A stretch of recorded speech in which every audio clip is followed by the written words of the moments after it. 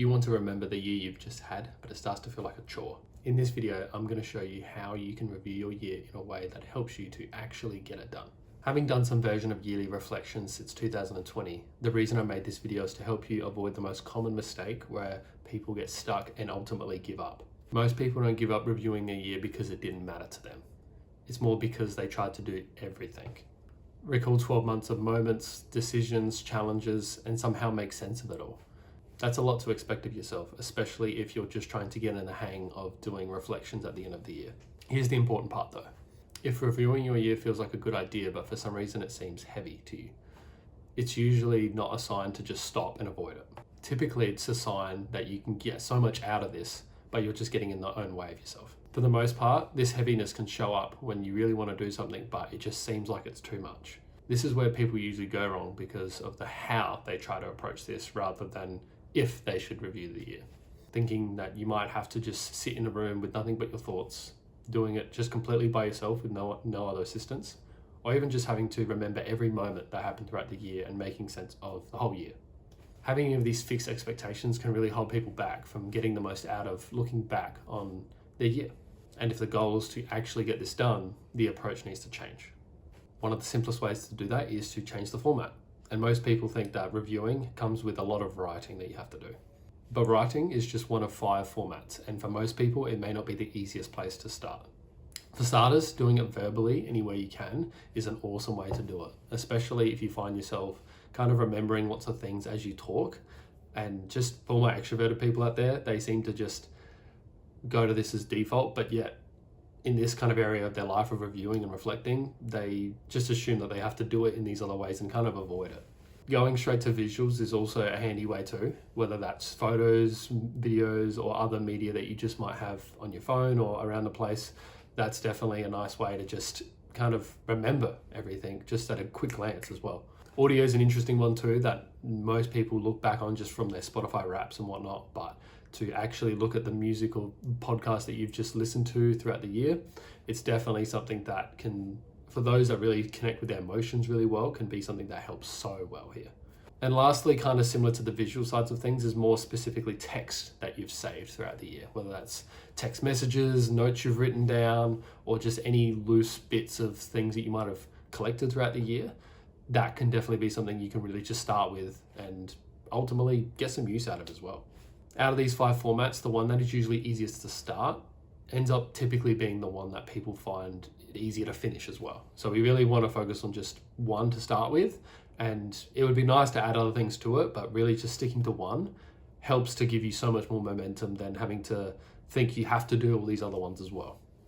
Once you've got a format to start with, let's look at some ways that you can use prompts to help actually look back on that stuff as well.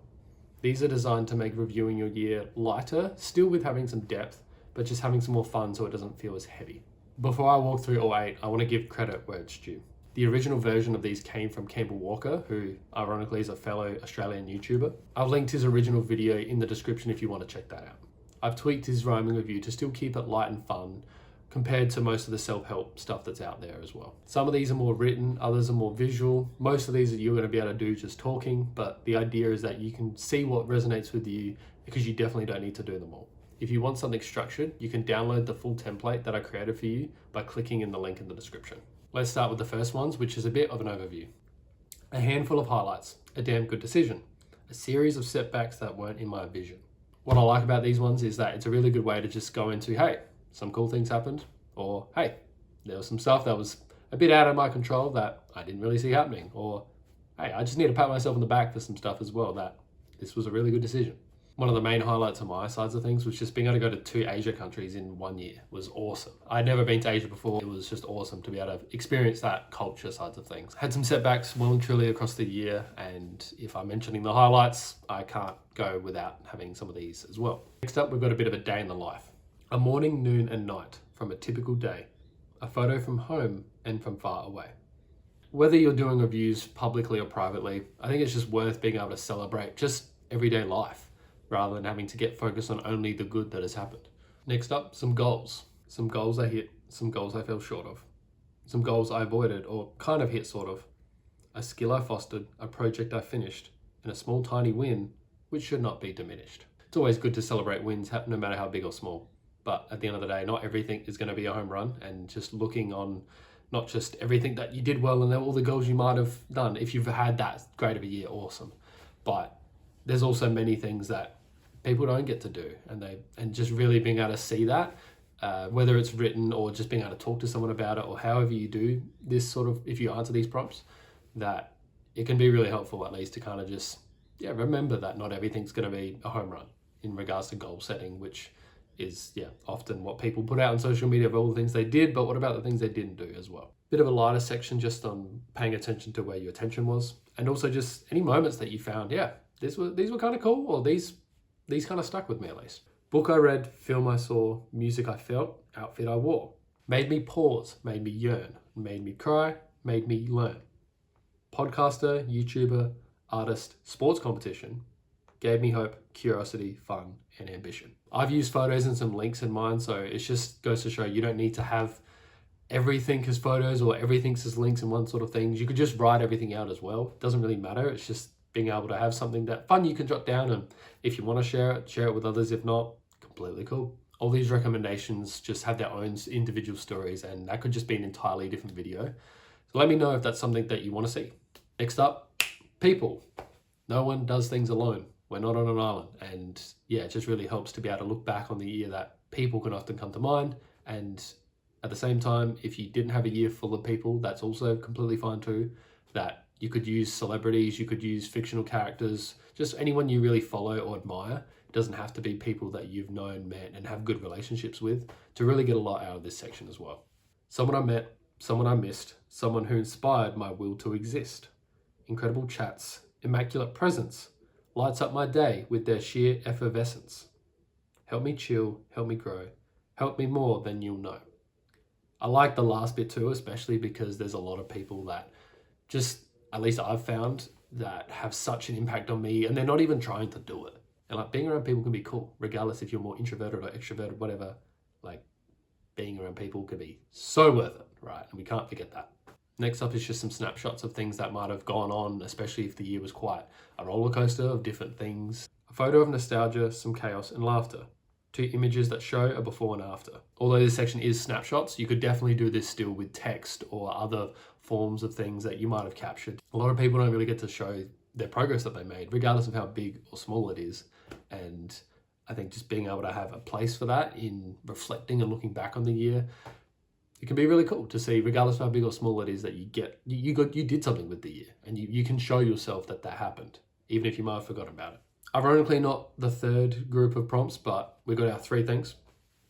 3 times I contributed to something failing. 3 delightful surprises that left me exhaling. 3 moments I stepped into the unknown, and 3 lessons learned through how I've grown. Bit of a deeper one for those that want to get into this.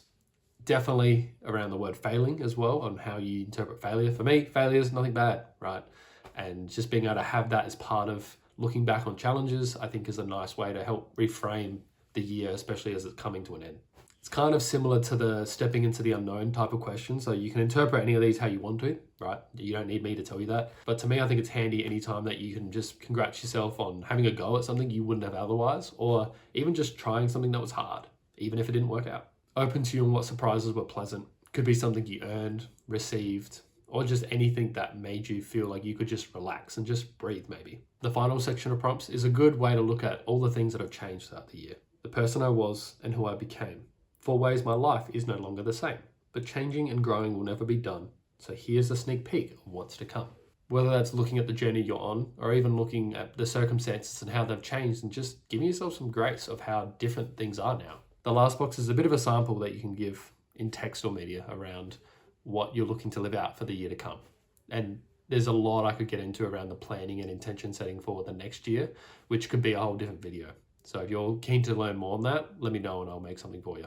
Regardless of which format or prompts you use, the main thing is that you make it fun so you actually get it done. Did I just rhyme again? I think I'm contagious from all those rhymes, damn. Most people just keep looking forward and don't really get a chance to just stop and look back. So you being able to even do a version of this, I think will just set you up so well for the next year to come. And I think you'll really surprise yourself with just how much you'll be able to take from the past year and springboard into the new year ahead. I hope you found this helpful. Thanks for watching, and I'll speak to you soon.